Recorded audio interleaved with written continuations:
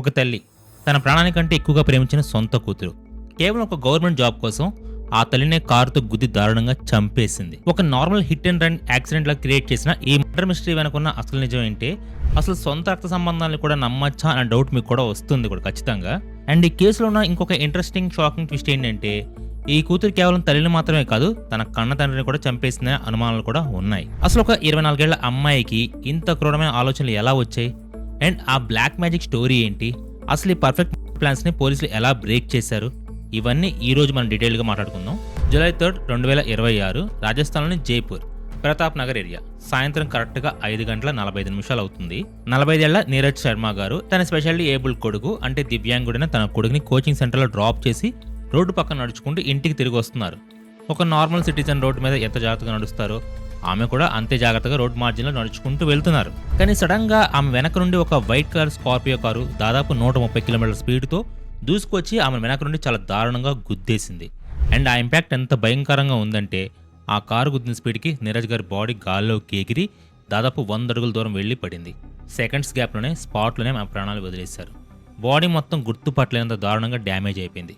ఇది చూసిన చుట్టుపక్కల వాళ్ళందరూ ఇది మన ఇండియాలో రెగ్యులర్గా జరిగే ఒక డ్రంక్ అండ్ డ్రైవ్ కేసు లేక ఒక ర్యాష్ డ్రైవింగ్ వల్ల జరిగిన నార్మల్ హిట్ అండ్ రన్ కి యాక్సిడెంట్ అని అనుకున్నారు. పోలీసులు వచ్చారు, అంబులెన్స్ వచ్చింది, ఆమెను హాస్పిటల్ తీసుకువెళ్లారు కూడా. కానీ అప్పటికే డాక్టర్ షీ అరైవల్ అని డిక్లేర్ చేశారు.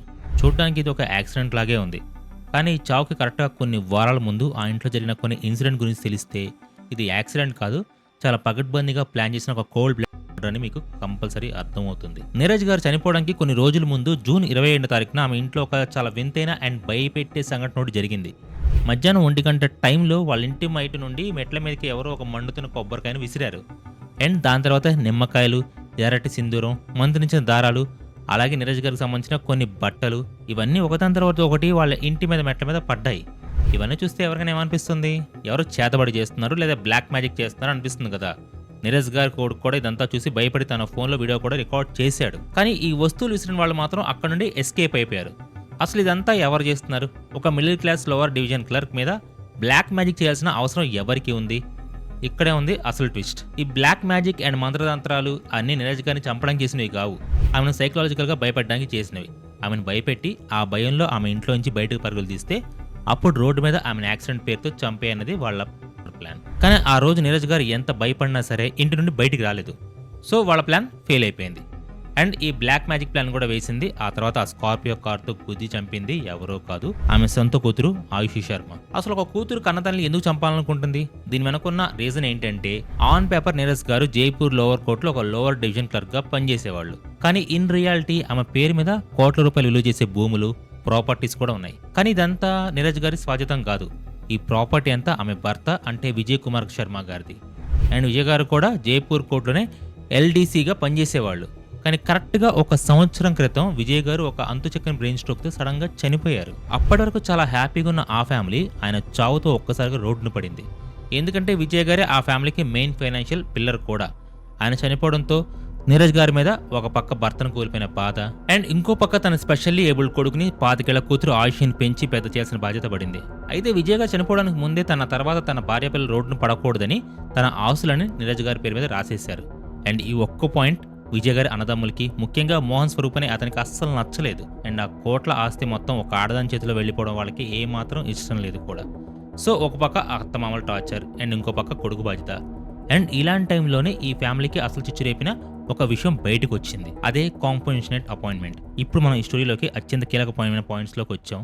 కాంపన్సేట్ అపాయింట్మెంట్ అంటే అసలు ఏంటి? మన ఇండియన్ గవర్నమెంట్ రూల్స్ ప్రకారం ఎవరైనా ఒక ప్రభుత్వ ఉద్యోగి తన సర్వీస్లో ఉండగానే సడన్గా చనిపోతే అండ్ ఆ ఫ్యామిలీ రోడ్డును పడకుండా ఉండడానికి ఆ ఉద్యోగాన్ని వాళ్ళ ఫ్యామిలీ మెంబర్స్కి ఇస్తారు. అది అందరికి తెలిసిందే. దీన్నే మనం కారుణ్య నియామకం అని కూడా అంటాము. సో విజయ్ గారు చనిపోయారు కాబట్టి ఆయన ఎల్డీసీ గవర్నమెంట్ జాబ్ ఇప్పుడు వాళ్ళ ఫ్యామిలీలో ఒకరికి రావాలి. ఇక్కడ నీరజ్ గారికి ఆమె కూతురికి ఆయుష్కి మధ్య ఒక కోల్డ్ వార్ స్టార్ట్ అయింది. ఆయుష్కి అప్పటికి జస్ట్ 24 ఇయర్స్ మాత్రమే. తను లా చదువుతుంది. తనకు ఆ గవర్నమెంట్ జాబ్ కావాలని పట్టుబట్టింది. మీకు తెలుసు కదా మన ఇండియాలో ఒక గవర్నమెంట్ జాబ్ తెచ్చుకోవాలంటే ఎన్ని ఎగ్జామ్స్ రాయాలి, ఎంత కాంపిటీషన్ ఫేస్ చేయాలి అని. కానీ ఈ కాంపన్సేట్ అపాయింట్మెంట్ వల్ల ఎలాంటి ఎగ్జామ్ లేకుండా, ఇంటర్వ్యూ కూడా లేకుండా డైరెక్ట్గా లైఫ్ సెటిల్ అయిపోయి ఒక జాబ్ చేతికి వచ్చేస్తుంది. సో ఆయుష్కి ఆ జాబ్ ఎలాగైనా కావాలి. కానీ ఇక్కడ నీరజ్ గారి అన్నయ్య అంటే ఆయుష్ వాళ్ళ మామ రాకేష్ కుమార్ గారు ఒక వ్యాలిడ్ పాయింట్ చెప్పారు.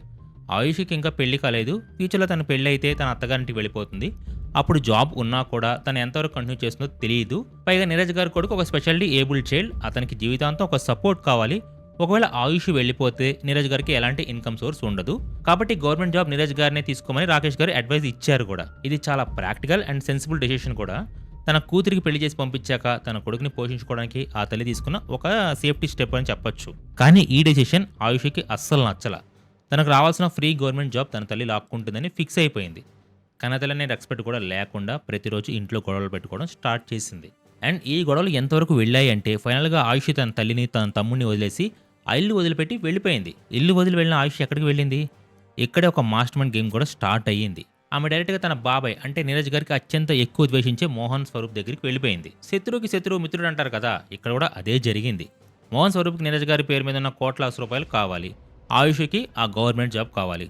సో ఇప్పుడు వీళ్ళిద్దరు టార్గెట్ ఒక్కటే, నీరజ్ శర్మ. వీళ్ళిద్దరూ కలిసి ఒక భయంకరమైన డీల్ అయితే మాట్లాడుకున్నారు. ఆయుషి తన బాబాయ్ మోహన్ స్వరూప్కి ఒక ఆఫర్ ఇచ్చింది. నాకు ఆ గవర్నమెంట్ జాబ్ వచ్చేలాగా నా తల్లిని అడ్డు తొలగించండి, దానికి ప్రతిఫలంగా మీకు 5 బీగాల భూమి ఇస్తాను అని చెప్పింది. ఈ 5 బీగాల భూమి వాల్యూ మార్కెట్లో దాదాపు ఒక ₹1 కోటి దాకా ఉంటుంది. ₹1 కోటి వస్తాగానే మోహన్ స్వరూప్ అతని కొడుకు బలరాం ఇద్దరు టెంప్ట్ అయిపోయారు. కానీ ఇక్కడ వాళ్ళకి ఒక ప్రాబ్లం కూడా ఉంది. గవర్నమెంట్ రూల్స్ ప్రకారం నీరజ్ గారు చనిపోతే ఆ జాబ్ ఆయుష్కి వస్తుంది. కానీ ఆ చావులో ఏమాత్రం అనుమానం వచ్చినా లేదా ఎవరైనా సరే ప్రూవ్ అయినా సరే ఆ జాబ్ ఆయుష్కి జీవితంలో రాదు, పైగా జైలుకి వెళ్ళాలి. సో వాళ్ళు దీన్ని ఒక పర్ఫెక్ట్ యాక్సిడెంట్ లాగా డిజైన్ చేయాలని డిసైడ్ అయ్యారు. సో దీనికోసం మోహన్ స్వరూప్ అండ్ బలరాం కలిసి ఒక ₹1,00,000 ఇచ్చి 5 హిట్ మ్యాన్ ని హైర్ చేసుకున్నారు. అందులో లీడర్ హేమంత్ శర్మ, అతనితో పాటు ఆకాష్, మోహిత్, రోహిత్ అండ్ అరవింద్ వీళ్ళందరికీ ఇచ్చిన ఒకే ఒక టాస్క్, నీరజ్ గారిని ఒక రోడ్ యాక్సిడెంట్ లాగా క్రియేట్ చేసి చంపేయాలి. ఎందుకంటే ఇండియాలో రోడ్ యాక్సిడెంట్స్ అనేవి చాలా కామన్ కాబట్టి ఎవరికి అంత త్వరగా డౌట్ రాదని. అండ్ ఈ ప్లాన్ ఎగ్జిక్యూట్ చేయడానికి ఈ హిట్ మ్యాన్ గ్యాంగ్ దాదాపు కొన్ని నెలల పాటు నీరజ్ గారిని ఫాలో అయ్యారు. ఆమె ఎప్పుడు ఇంట్లోంచి బయటకు వస్తుంది, ఎప్పుడు కోచింగ్ వెళ్తుంది, ఎప్పుడు తిరిగి వస్తుంది, ఆమె డైలీ రొటీన్ ఏంటి, ఇవన్నీ క్లోజ్గా అబ్జర్వ్ చేశారు కూడా. ఫైనల్గా వాళ్ళకు ఒక ప్యాటర్న్ అర్థమైంది. డైలీ సాయంత్రం 4:30కి తన కొడుకుని కోచింగ్ సెంటర్లో డ్రాప్ చేయడానికి ఆమె నడుచుకుంటూ వెళ్తుంది. సో ఇదే కరెక్ట్ టైం అని వాళ్ళు ఒక ప్లాన్ వేశారు. ఫస్ట్ అటెంప్ట్లో ఒక తార్ కార్ని రెంట్ తీసుకొని ఆమె రోడ్డు మీద నడుచుకుంటూ వెళ్తున్నప్పుడు వెనక నుండి గుద్దడానికి ట్రై చేశారు. కానీ జస్ట్ కొన్ని ఇంచెస్ గ్యాప్లో నీరజ్ గారు ఆ యాక్సిడెంట్ నుంచి బ్రతికి బయటపడ్డారు. ఇది ఆమెకు ఒక నియర్ డెత్ ఎక్స్పీరియన్స్ అనే చెప్పాలి. అండ్ ఆ ఇన్సిడెంట్ తర్వాత నీరజ్ గారికి అర్థమైపోయింది ఎవరో కావాలని తనని టార్గెట్ చేస్తున్నారని. ఒక తల్లిగా తను చనిపోతే తన స్పెషాలిటీ ఏబుల్ కొడుకు పరిస్థితి ఏంటని భయంతో వెంటనే తన ఇంటి చుట్టూ సీసీటీవీ కెమెరాస్ అయితే ఇన్స్టాల్ చేయించింది. ఇంటి కిటికీలకి గేట్ గ్రిల్స్కి వేయించింది. కొన్ని రోజుల పాటు అసలు ఇల్లు వదిలి బయటికే రాలేదు. ఆమె చాలా కేర్ఫుల్గా కూడా ఉండడం చూసి ఈ హిట్ మ్యాన్ గ్యాంగ్ కొన్ని వారాల పాటు సైలెంట్ అయిపోయారు. అండ్ ఆ తర్వాత వాళ్ళు ఇంప్లిమెంట్ చేసిన సెకండ్ ప్లానే ఈ బ్లాక్ మ్యాజిక్. జూన్ 27వ తారీఖున ఆ మండుతున్న కొబ్బరికాయలు, సింధూరం ఇంటి ముందు వేసి ఆమెను భయపెట్టాలని చూశారు. కానీ అప్పుడు కూడా ఆమె బయటికి రాకపోవడంతో ఆ ప్లాన్ కూడా ఫెయిల్ అయిపోయింది. సో 2 ప్లాన్స్ ఫెయిల్ అయిన తర్వాత కూడా వీళ్ళు ఇంకా లాభం లేదనుకుని ఒక ఫైనల్ ప్లాన్ అయితే రెడీ అయ్యారు. అదే జూలై 3న జరిగిన దారుణం. ఈసారి వాళ్ళు ఏ తప్పు జరగకుండా ఒక వైట్ స్కార్పియో కార్ని రెంట్ తీసుకున్నారు. డ్రైవింగ్ సీట్లో ఆకాష్ శర్మ, పక్కన అరవింద్, ఇంకో పక్కన మోహిత్ శర్మ నీరజ్ గారి ప్రతి మూమెంట్ని అబ్జర్వ్ చేస్తూ లైవ్ అప్డేట్స్ కూడా ఇస్తున్నాడు. అండ్ యాక్సిడెంట్ జరిగిన వెంటనే వీళ్ళు ఎస్కేప్ అవడానికి రోహిత్ ఒక మోటార్ సైకిల్తో రెడీగా ఉన్నాడు. చూసారా, ఒక 45 ఏళ్ల అమాయకురాలు తల్లిని చంపడానికి ఒక ప్రొఫెషనల్ గ్యాంగ్ ఎంత డీటెయిల్డ్గా ప్లాన్ చేశారు. అండ్ ఆ సాయంత్రం 5:45 ఎప్పుడైతే నీరజ్ గారు కోచింగ్ సెంటర్ నుండి ఒంటరిగా నడుచుకుంటూ వస్తున్నారో వెనక నుండి 130 కిలోమీటర్ల స్పీడ్తో వచ్చి ఆ స్కార్పియో కార్ ఆమెను గుద్దేసింది. ప్లాన్ సక్సెస్, నీరజ్ గారు స్పాట్ డెడ్. అండ్ ఈ హిట్ మ్యాన్ గ్యాంగ్ వెంటనే మోటార్ సైకిల్ మీద ఎస్కేప్ అయిపోయారు కూడా. అండ్ ఈ మర్డర్ జరిగిన వెంటనే హిట్ మ్యాన్ గ్యాంగ్ నుండి ఆయుష్కి, మోహన్ స్వరూప్కి కన్ఫర్మేషన్ కాల్ వెళ్ళిపోయింది. కానీ ఆయుష్ వెంటనే ఏమీ తెలియనట్టు యాక్సిడెంట్ స్పాట్కి వచ్చింది. వచ్చి తన తల్లి బాడీని చూసి ఫేక్ కన్నులు పెట్టుకుంటూ ఒక రేంజ్లో యాక్టింగ్ కూడా స్టార్ట్ చేసింది. అయ్యో నా తల్లిని ఇలా ఎవరు చేశారు, నేను ఇప్పుడు ఒంటరిగా ఎలా బ్రతకాలని అందరి ముందు పెద్ద డ్రామానే ప్లే చేసింది. స్టార్టింగ్లో అందరూ ఆయుష్ యాక్టింగ్ చూసి నిజమనే మోసపోయారు. పాపం ఒక యాక్సిడెంట్లో తల్లిని కోల్పోయింది అనుకున్నారు. కానీ ఇక్కడే స్టోరీలో ఒక కీ రోల్ ఎంటర్ అయ్యాడు. అతనే నీరజ్ గారి సోదరుడు రాకేష్ కుమార్. రాకేష్ గారికి మొదటి నుండి ఆయుష్ మీద డౌట్ ఉంది. ఎందుకంటే వాళ్ళ ఫ్యామిలీలో ప్రాపర్టీ ఇష్యూస్, ఈ గవర్నమెంట్ జాబ్ గొడవలు అన్నీ ఆయనకు తెలుసు. పైగా మొదటి రోజు తల్లి కోసం అంత ఘోరంగా ఏడ్చిన ఆయుషి రెండో రోజు కల్లా చాలా నార్మల్ అయిపోయింది. అసలు ఏమీ జరిగినట్టు తన బాబాయ్ మోహన్ స్వరూప్తో, కజిన్ బలరాంతో చాలా క్లోజ్గా మాట్లాడుతూ కనిపించింది. ఇది చూసిన రాకేష్ గారికి డౌట్ మరింత స్ట్రాంగ్ అయ్యి పోలీసులకు ఒక ఎఫ్ఐఆర్ లాంచ్ చేశాడు. అండ్ అందులో ఆయుషి, మోహన్ స్వరూప్ పేర్లు మెన్షన్ చేశాడు. పోలీసులు కూడా ఇది ఒక గవర్నమెంట్ ఎంప్లాయీ కావడంతో చాలా సీరియస్గా తీసుకున్నారు. ఫస్ట్ వాళ్ళు Pratap Nagar area CCTV footage check చేశారు. అండ్ అందులో ఆ యాక్సిడెంట్ చూసిన వెంటనే పోలీసులకు ఒకటి అర్థమైపోయింది. అది ఒక బ్రేక్ ఫెయిల్ అయ్యో, స్పీడ్ అయ్యో జరిగిన యాక్సిడెంట్ కాదు, ఒక టార్గెట్ని ఫిక్స్ చేసుకుని డెలిబరేట్గా గుద్దిన మర్డర్ అని.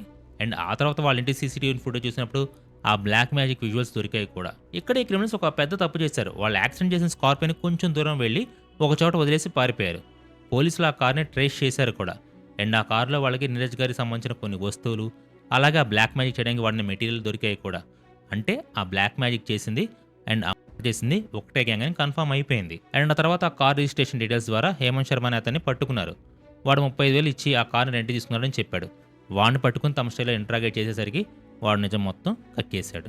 మోహన్ స్వరూప్ దగ్గర నుండి ₹1,00,000 సుపారీ తీసుకున్న విషయం కూడా చెప్పాడు. సో వెంటనే పోలీసులు వెళ్లి మోహన్ స్వరూప్‌ని అరెస్ట్ చేశారు కూడా. కానీ అప్పటికే బలరాం ఎస్కేప్ అయిపోయాడు. మోహన్ స్వరూప్‌ని గట్టిగా ఇంట్రాగేట్ చేసేసరికి అసలు మాస్టర్ మైండ్ ఆయుష్ అని నిజం బయటపెట్టాడు. అండ్ ఆ టైంకి ఆయుష్ వాళ్ళ అమ్మ అంత్యక్రియలు జరిగే ఊర్లో ఉంది. పోలీసులు అక్కడికి కూడా వెళ్ళగానే మొదట్లో ఆయుష్ చాలా యాటిట్యూడ్ చూపించింది. నేనెందుకు వస్తానని గొడవ చేసింది కూడా.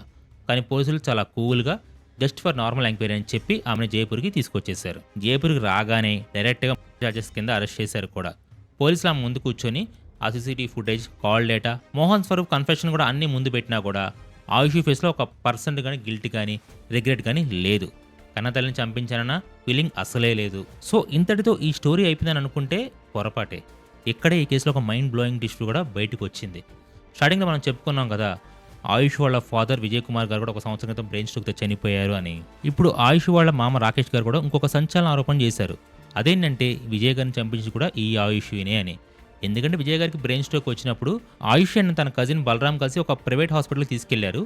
కానీ ఏ హాస్పిటల్కి తీసుకెళ్లారనేది ఫ్యామిలీలో ఎవరికీ చెప్పలేదని చెప్పారు. దాదాపు 3 నెలల పాటు ఆయన ట్రీట్మెంట్ గురించి అందరినీ చీకట్లో ఉంచారు. నీరజ్ గారు ఎంత అడిగినా కూడా ఆయుష్ కరెక్ట్ ఆన్సర్ చెప్పలేదంట. ఫైనల్గా వాళ్ళు ఆయన ఇంటికి తీసుకొచ్చేసరికి ఆయన ఆర్గాన్స్ అన్ని ఫెయిల్ అయిపోయాయి. రాకేష్ గారి ఆరోపణ ఏంటంటే హాస్పిటల్లో ఉన్నప్పుడు ఆయుష్ని స్వయంగా తన తండ్రికి ఉన్న ఫీడింగ్ ట్యూబ్ని పీకేసింది అని. అందుకే ఆయన చనిపోయారని. ప్రజెంట్ పోలీసులు ఈ యాంగిల్లో కూడా ఇన్వెస్టిగేషన్ చేస్తున్నారు.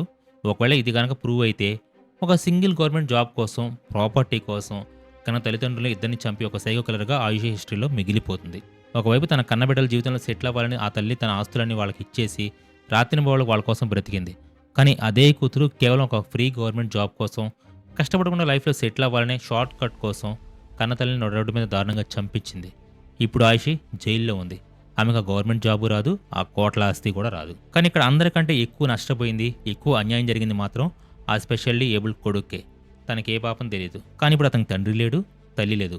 చూసుకోవాల్సిన అక్కేమో జైలు పాలైంది. డబ్బు అండ్ స్వార్థం ఒక మనిషిని ఎంత గుడ్డివాళ్ళు చేస్తుందో, ఎంత క్రూరంగా మారుస్తుందో చెప్పడానికి ఆశిష్ శర్మ కేసే ఒక బెస్ట్ ఎగ్జాంపుల్.